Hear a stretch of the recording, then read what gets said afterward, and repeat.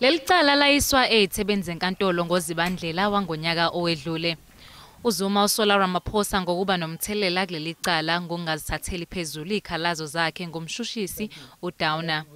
uRamaphosa naye uthathe ezakhe inyathelo zomthetho kuleli cala ngoMasengana enkantolo ephakeme yaseGoli.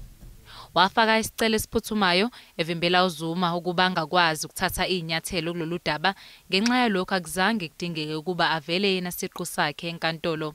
Kanti manje usefake isicelo sokuba lichithwe ngokuphelele leli cala. Ummeli kaZuma uAdvocate Mpofu uthi ithimba likaZuma ngeke likwazi ukuqhubeka naleli cala singakaphumi isinqumo ngesicelo sikaRamaphosa sokuchitha leli cala. Where we are now is to await that judgment, because that's the key. If the accused person is unsuccessful in that, then obviously at the next appearance he must come here. If he's successful, then that will also have different implications.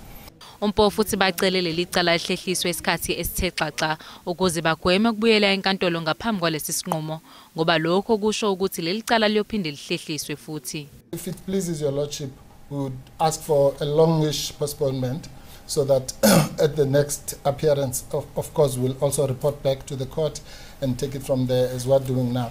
We are now in May, so the date that we had in mind would be around 29th of August, if your lordship doesn't feel that that is too long. Sihlehliselwe ngamandla wezindaba ze SABC eGoli.